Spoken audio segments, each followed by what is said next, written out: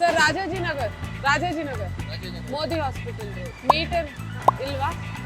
Hailing an auto rickshaw in Bengaluru is quite a tricky task for most of us.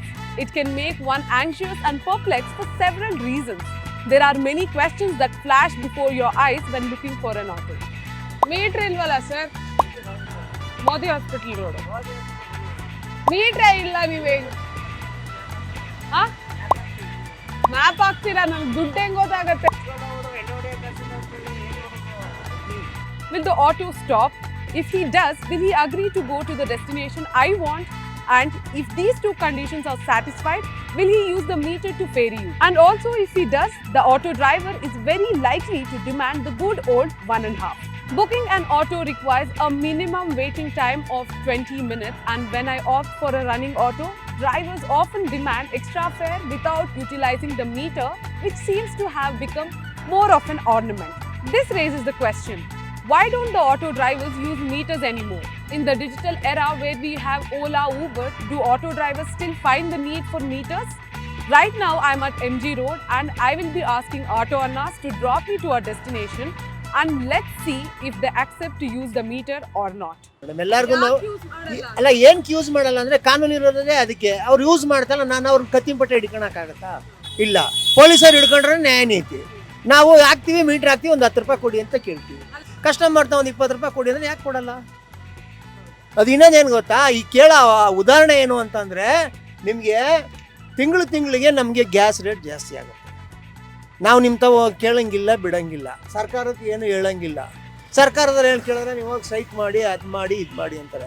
ನೀವು ಯಾವುದೇ ಕೇಳಿ ನೋಡಿ, 1 ರೂಪಾಯಿ ಅವಾಗ ಡೀಸೆಲ್ ರೇಟು, ಪೆಟ್ರೋಲ್ ರೇಟು ಇದ್ರೆ ಆಲ್ ಓವರ್ ಇಂಡಿಯಾ ಬಂದಾಗೋದು.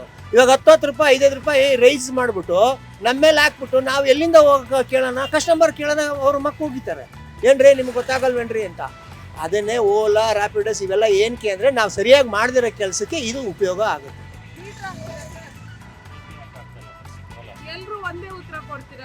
ಇಲ್ಲ ಮೇಡಮ್, ನಾವು ಓಲಾ ಹೊಡಿತಾ ಇದ್ದು ನಿಜ ಅಲ್ಲ ನೋಡಿ.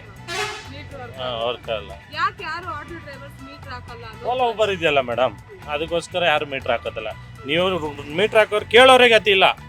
ನಿಜ ನಂಬ್ತೀರಾ ಬಿಡ್ತಿರೋ, ಮೀಟ್ರ್ ಹಾಕೊಂಡು ಹೋಗಿ ಅನ್ನೋರು ಯಾರು ಇಲ್ಲ. ಓಲಾ ಉಬರ್ ಬುಕ್ ಮಾಡ್ಕೊಂಡು ಎಲ್ಲ ನೀವು ಕೂಗಿದ್ರು ಓಲಾ ಅಂತ ಹೇಳ್ತಾರೆ.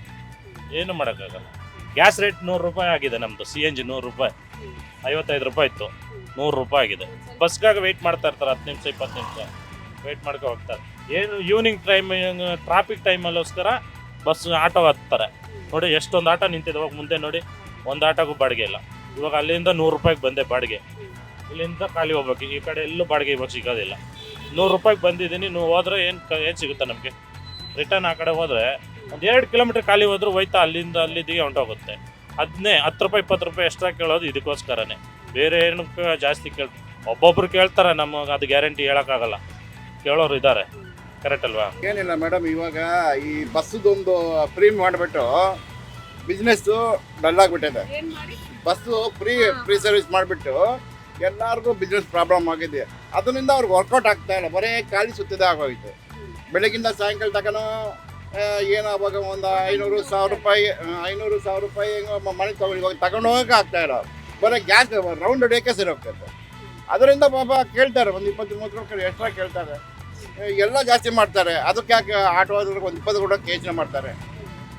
As you witnessed, many auto drivers were hesitant to use meters, although some still adhere to their use when necessary.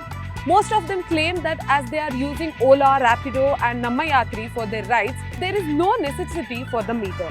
Additionally, they contend that the current decline in the number of rides and business due to Congress's Shakti scheme prompted drivers to seek higher fares from passengers. What do you think? Let us know in the comments below. This is Madhumita and you're watching India Today So South.